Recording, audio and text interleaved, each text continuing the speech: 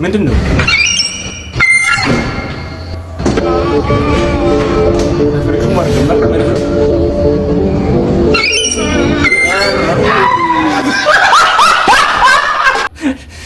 እንዴ እንደዚህ ማለት እንዴ ምንድነው? ልጁ ማጣፊያ ነው እንዴ? ብራዘር እስቲ ጋር 100 ብር አድርግ። 100 ብር አድርግ።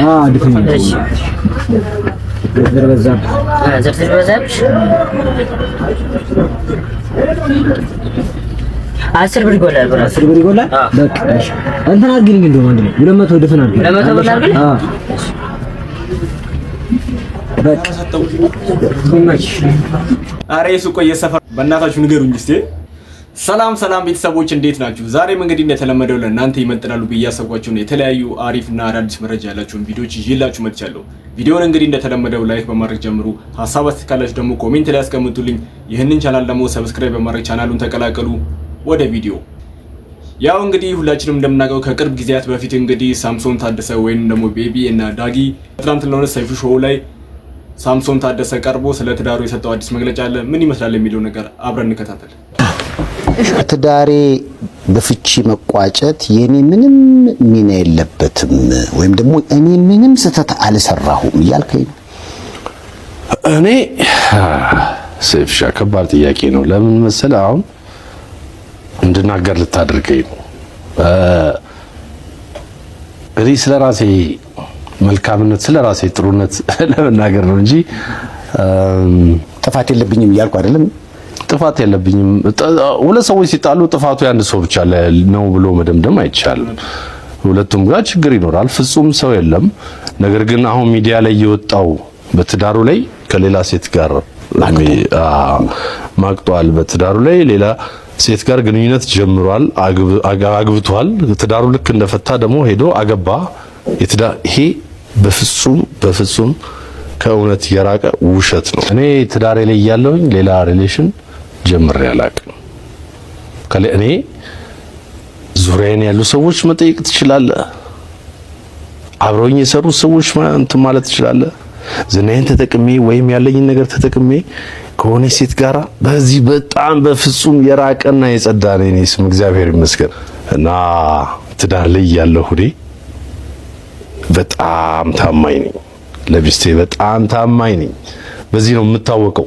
በጣም ጥሩ አባት ነኝ። በነገራችን ላይ ጥሩ ባልም ነበርኩ ሆነ። አዎ ነበርኩ። ግን አሁን ምን ይሰማኛል መሰለህ? አሁን ደስ ያለኝ ነገር አንተም እሷም ክፉ አላወራችሁም። ባሳለፍነው ሳምንት ምናልባት አይተው ሊሆን ይችላል ተዋናይት ገነትና ረዳት ፕሮፌሰር ሙሉጌታ ጀዋሬ እንደገና ተሞሽረዋል። ግን ከ14 ዓመት በኋላ የዛሬ 4 ዓመት ቃለ መጠይቅ ሳደርግላቸው ገኒ ይሄማ አይታሰብም ስትል ነበር። ስለዚህ ሰዎች ዛሬ ላይ ሆነው የሚያወሩትን ነገር ብዙ ጊዜ አላምንም። በጊዜ ሂደት ነገሮች ሊቀየሩ ይችላሉ።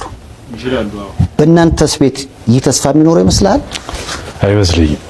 እሷም እንደዚህ ነበር ያለችው። አይመስልኝም። ምንድነው መሰለህ ልጆች እነሱ ፈቅደው አይደለም እኛ ፈቅደን ያመጣናቸው። ስለዚህ ለነሱ ነው መጠንቀቅ ያለብን፣ ለነሱ ነው እንትን ማድረግ ያለብን። ምናልባት እኮ አንዳንድ ጊዜ ልጆች አብረህ ሆነ መጨቃጨቅህ ልጆች ላይ የሚያሳድረው ተጽዕኖ የበለጠ በጣም መጥፎ ሊሆን ይችላል። የሚያሳድርባቸው ነገር መጥፎ ሊሆን ይችላልና አንዳንዴ ይሄኛው የተሻለ ሊሆን ይችላል። እኔ እንደ ወንድ መቋቋም የምችለውን ያህል ትዳር ነው ትልቅ ጸጋ ነው፣ ትልቅ ስጦታ ነው፣ እግዚአብሔር የሚሰጥ ጸጋ ነው። ስለዚህ እንደዋዛ ዝም ብለህ እንትን የምታደርገው ነገር አይደለም። እንደዋዛ በቃ ሲከፋ ጥለው የምትሄደው ነገር አይደለም። እና ብዙ ሞክሬያለሁኝ፣ በጣም ብዙ ጥሬያለሁኝ። ግን ደግሞ አንዳንድ ጊዜ በግድ አይሆንም። ገባህ? እግዚአብሔር ካልፈቀደ ያ ነገር ልጆችም የበለጠ ጉዳት ላይ መውደቅ ከሌለባቸው ማብቃት ካለበት ማብቃት ነው ያለበት። ሳምሶን እንግዲህ እንዳለው ስለሱ በጣም እጅግ ብዙ የምንላቸው ውሸቶችና ከእውነት የራቁ ቪዲዮዎችም እንደተሰሩ እንደተናገረ ሰምተናል። እናም ደግሞ ከዚህ በተጨማሪ ለትዳሩ ታማኝ እንደነበረ አሁን ግን አብሮ መቀጠል እንደማይፈልግ ቪዲዮ ላይ ተመላክተናል። እስቲ አሁን ደግሞ ሁለቱም የጥበብ ሰው እንደመሆናቸው መጠን አንድ ላይ የሰሩት ቆየት ያለ አማርኛ ፊልም አለ። እሱን እንከታተል። ከዚህ ሁሉ ግን ለምን አይቀርብንም? ምኑ? ግንኙነታችን፣ ፍቅሩ ገና ለገና ወዳኛለሽ ብለህ ነው አይደል? ለምን አትይኝ? እሱማ ትቻለሁ። ነገሩ ነው እንጂ ነገሩ አንቺ ነሽ እንጂ ከሰው ጋር ሆነሽ ሰው የሚያይሽ። ከሰው ጋር ሆነሽ ሰው የሚያይሽ? ማን ነው የሚያይኝ? እኔ ምን አውቅልሻለሁ እንደዛ ሲያፈጥብሽ። አሃ ገና ለገና ሰው አየሽ ብለህ ነው እንዴ? ታዲያስ ዛሬ ማየት ከጀመረን ነገ ሌላ ነገር ሊፈጠር የማይችልበት ምን ምክንያት አለ? ምን ለማለት ነው?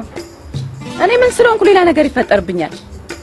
ሰው አየሽ ለምን 10 ዓመት ሲፈጣ ይኖር? እኔ ምን አገባኝ?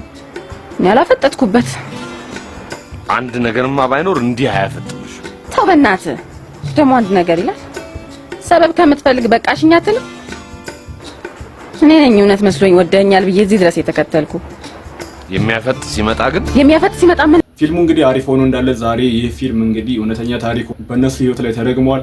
እናም እስቲ እኔ ደግሞ ፊልሙን ማየት ስለምፈልግ ርዕሱን የምታውቃላችሁ ኮሜንት ላይ አስቀምጡልኝ። ቅድም ደግሞ ሰይፉ እንዳለው ገነት ንጋቱና ረዳት ፕሮፌሰር ሙልጌታ ጀዋሪ ከ14 ዓመት የጥል ቆይታ በኋላ ነበር ተመልሰው አብረው መኖር የጀመሩት ተሞሽረው ማለት ነው። እና ደግሞ እነዚህም ወደ ቀድሞ ትዳራቸው እንደሚመለሱ ተስፋ አለ።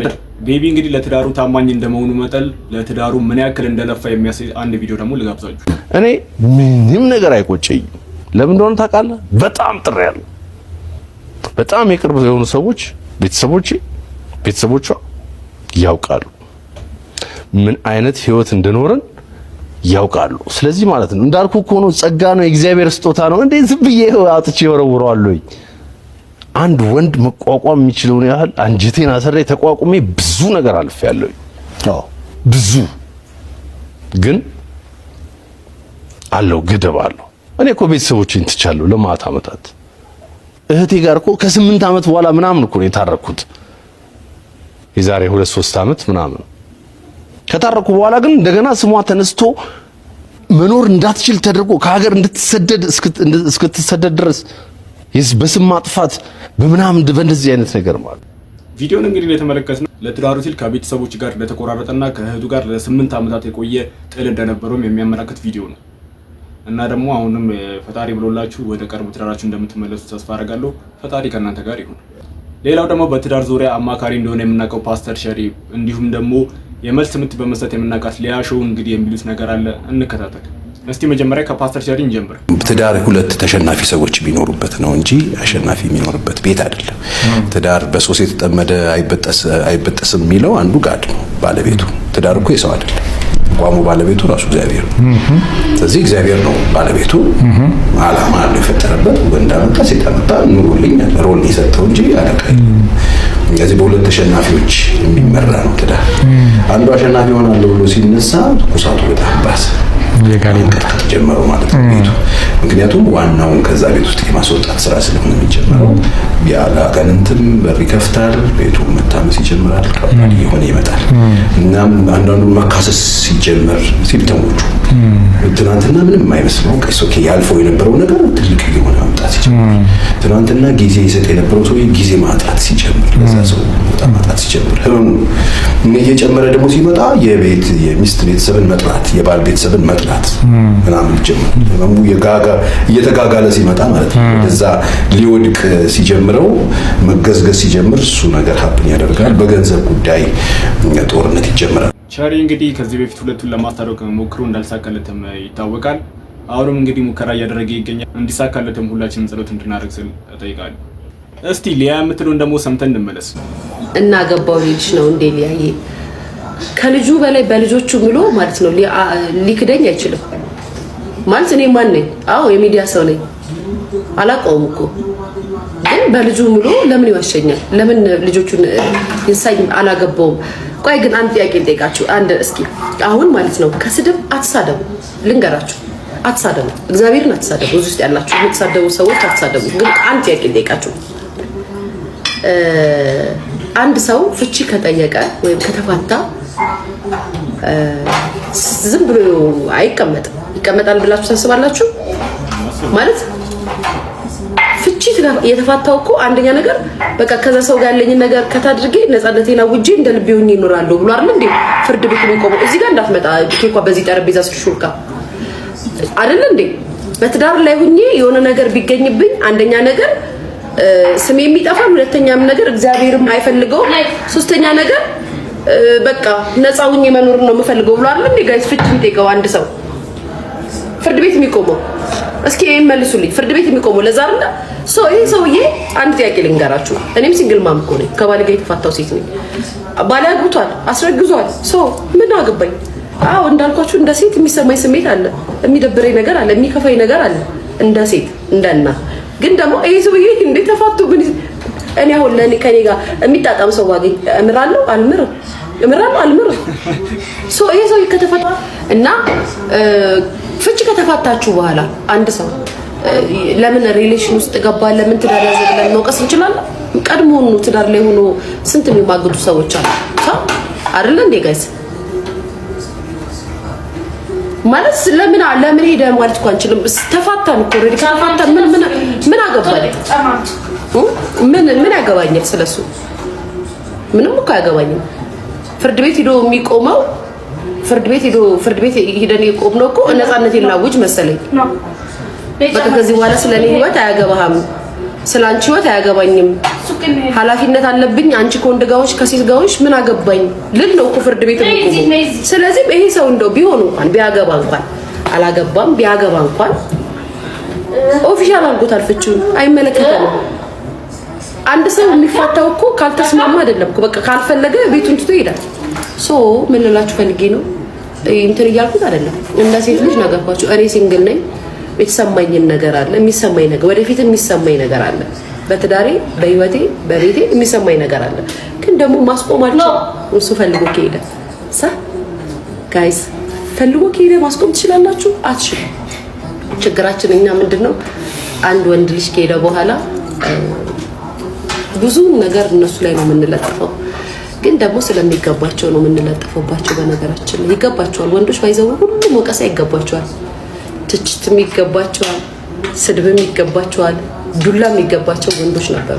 ግን አልሆነም። እዚህ ሀገር ላይ ለማን ነው ዱላው ስድቡ? ለኛ ነው። ሊያሾ እንግዲህ በከፊል ያነሳቸው እውነት እንደመሆኑ መጠን በትዳራቸው የተፋቱ ሰዎች የራሳቸውን መንገድ የመምረጥ ሙሉ መብት እንዳላቸው ሆኖ ይህንን ስላችሁ ግን ፍቺን እያበረታታው ሳይሆን ፈጣሪ ብሎላቸው ሁለቱም አንድ ላይ ከሆኑ በጣም እጅግ ደስ የሚያሰኝ ነገር፣ ካልሆነ ግን ሁለቱም የራሳቸው መንገድ ቢፈልጉ ባይ ነኝ። እንግዲህ ቤተሰቦች ለዛሬ ያስኳቸው ቪዲዮዎች እነዚህን ይመስሉ ነበር። አሪፍ ቆይታ እንደነበረ ምንም ጥርጥር የለኝም። ይህንን ቪዲዮ እንግዲህ ላይክ ሳታደርጉ የጀመራችሁ ላይክ አድርጉ። ሀሳብ አስተያየት ካላችሁ ደግሞ ኮሜንት ላይ ያስቀምጡልኝ። ይህንን ቻናል ደግሞ ሰብስክራይብ አላደርጋችሁ ሰብስክራይብ በማድረግ ፋሚሊ ሁኑ። በቀጣይ አሪፍ ቪዲዮዎች እስከምንገናኝ ድረስ መልካም ጊዜ።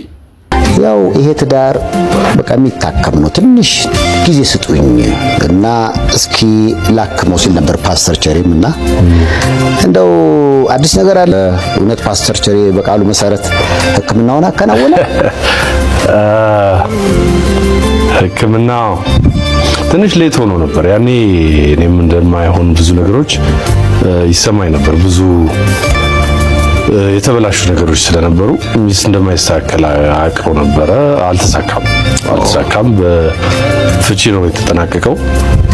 ምንድነው አንዳንዴ ህይወትን ምን መሰለህ ሚዲያ ላይ ህዝብ አይደለም እንትን የሚያደርገው የሚድርህ የሚያለያይህም ህዝብ አይደለም እና ትንሽ ፕራይቬት መሆን ነበረበት ነገሮች እና ያኔ ምን የመቅረቤ ምክንያት ልጆቼ ላይ ምክንያቱም ሶሻል ሚዲያው ላይ ልክ ያልሆኑ ነገሮች ብዙ ነገሮች ይዘዋወራሉ ምናምን ይላሉ። በአይተህ ከሆነ ድሮ አባቶቻችን እናትና አባት መሀል ግጭት ሲኖር ልጆች እንዲያውቁ አይደረግም። ካደግም በኋላ ያኔ ግን ምንድነው የምትለው ካደግክ በኋላ ነው የሚነገር። ያኔ እኮ አባት እንደዚህ አድርጎ እናት እንደዚህ ብላ። ምክንያቱም ልጆች ላይ የሚያሳድረው ተጽዕኖ በጣም ከባድ ነው። ስለ እናትም ሆነ ስለ አባት መጥፎ የሚነገር ነገር ለልጆች ጭንቅላታቸው ላይ የሚያመጣው ነገር መጥፎ ነው እና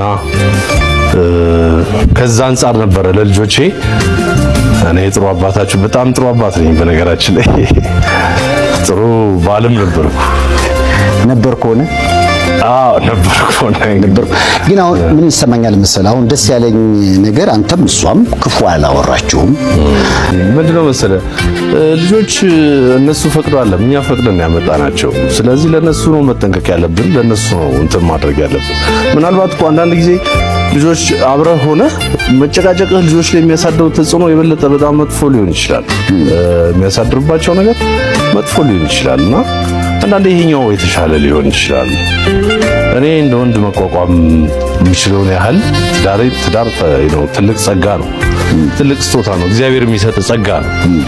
ስለዚህ እንደዋዛ ዝም ብለህ እንትን የምታደርገው ነገር አይደለም። እንደዋዛ በቃ ሲከፋ ጥለው የምትሄደው ነገር አይደለም። እና ብዙ ሞክሬያለሁ፣ በጣም ብዙ ጥሬያለሁ። ግን ደግሞ አንዳንድ ጊዜ በግድ አይሆንም። ገባህ? እግዚአብሔር ካልፈቀደ ያ ነገር ልጆችም የበለጠ ጉዳት ላይ መውደቅ ከሌለባቸው ማብቃት ካለበት ማብቃት ነው ያለበት።